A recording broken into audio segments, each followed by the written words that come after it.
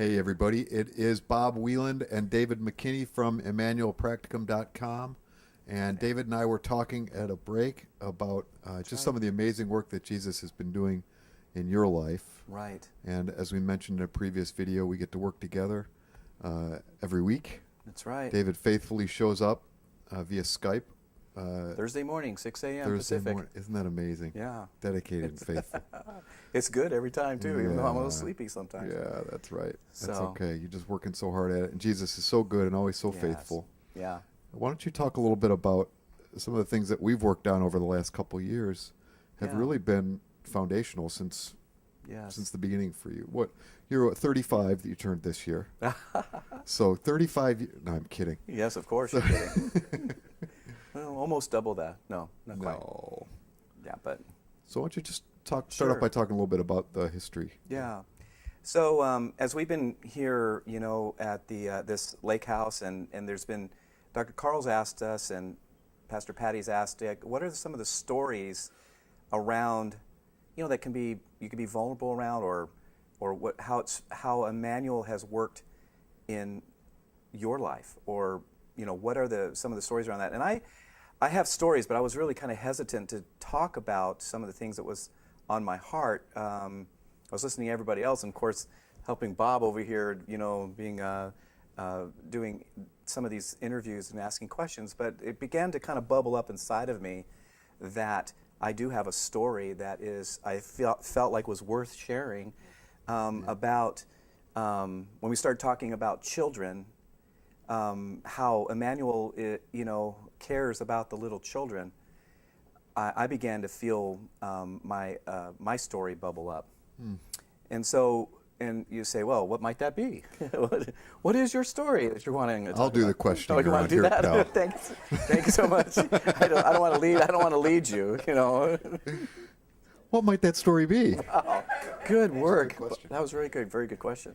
So, so I look at a lot of the work that's been done in my Immanuel sessions. In other words, what happens when you have an Immanuel session? What actually happens there?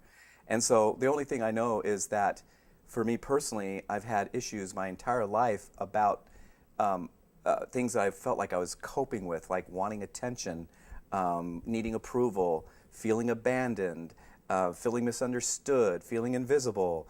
There were a lot of things, and when you sit there and you say, well, what's all that about? I didn't really know. Yeah. And it's quite a bit to try and figure out on your own. That's right. It's a lot to carry. It really is. And you felt it. I felt it, right. And so when we began to do work around, let's talk to Jesus. Let's talk to Jesus about what is that's going on. So what's the source and what's the origin? And, I began to realize that it had to do something with my adoption story. So in other words, when you talk about, family and you talk about children, there are children that are adopted. I was adopted. And it felt like there was a big question mark in my life that I didn't know, really how to answer some of these questions about where I came from and why was I adopted, and so those were things I began to ask Jesus about. Just core identity stuff that you've... Yeah. Who am I? Yes. Yep. Right. So we had a session a few weeks ago, Yes. and I just thought it was so interesting. So why don't you Yes. tell us a little bit about how some of those feelings were there in the present, some of those feelings that you just Right. described, and why don't you talk about what Jesus did for you? Yeah. So I was, I've had varying degrees of Jesus coming back into areas of my heart where I felt like He was with me and related to my adoption and reassuring me and that I was okay. But this one particular Immanuel session I felt like I was an observer in a situation where I was brought back to a time where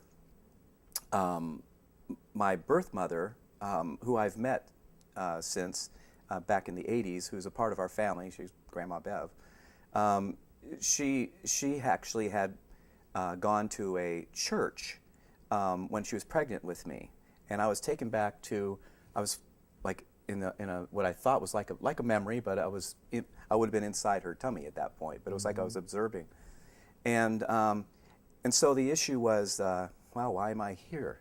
It was like Jesus, you didn't enter fully into the memory, but you and Jesus just kind of, he took you there and just had you watch it from like as an outside participant, but fully involved as well, because he was showing you what was going on there. Right.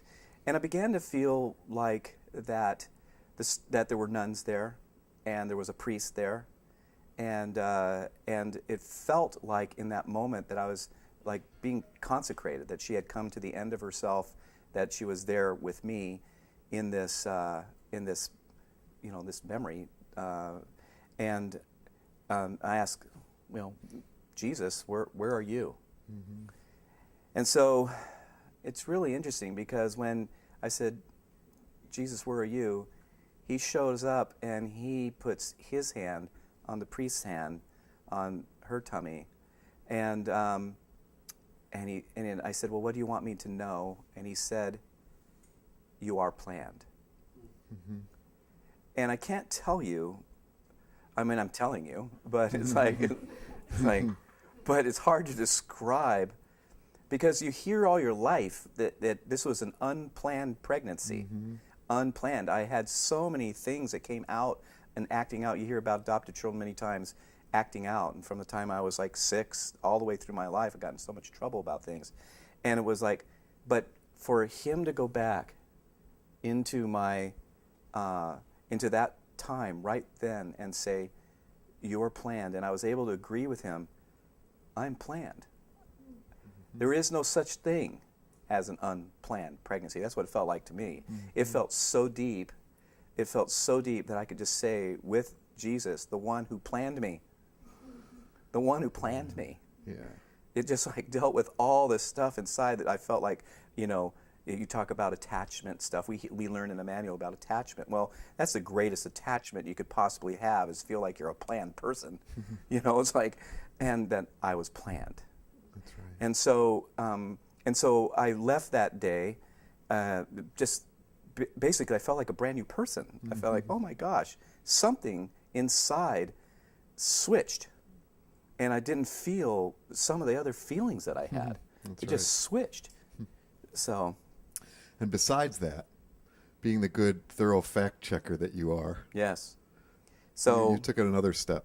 That was the Thursday before Mother's Day. So, oh boy. Dr. Carl talks about when he cries before people, but this is so it's so powerful, because I decided to call my birth mother, and I on Mother's Day, I said, hey, by the way, just so happens. Yeah. And she's a Christian. She's prayed for me all her life, really. She's a charismatic Catholic. And I said, Happy Mother's Day. I have something I'd like to share with you. And I said, I had this Immanuel session. She's aware of Immanuel Prayer. She's familiar with it. And I said, it was really interesting, because I went back into obviously I was inside your tummy at that point. It wasn't like an actual memory, but I went back to that moment in time, and I wanted to know, there were you with like nuns there? Because I saw a couple nuns and a priest.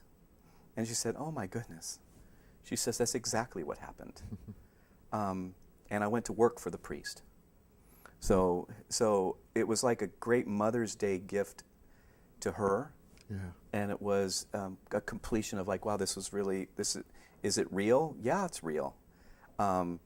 So not only did Jesus come into that time and show me that I was planned, but he used that moment to deal with her shame as well. Mm-hmm. And she says she's done shame work over the years, where Jesus has come to her and said there is no shame.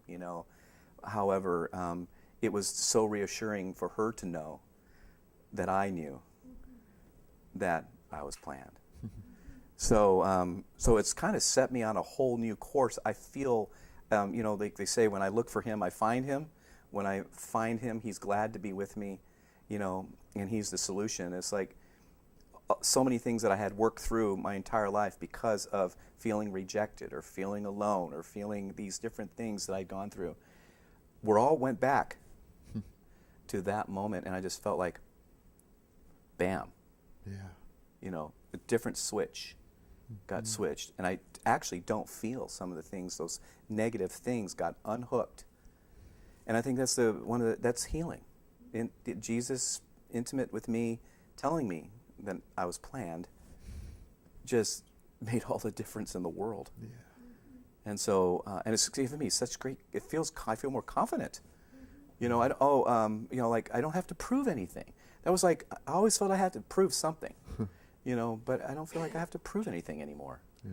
You know, and I'm sure there may be moments, but that was a big moment. But that was huge for me, and I just wanted to be able to share it because I know that there's parents who adopt children and may wonder what is going on with them when they begin to act out, or when they begin to feel like they're not being heard, or they're feeling rejected, or if you could just take a moment to be with them and pray and to ask them to be with Jesus, I think that it's really, really huge.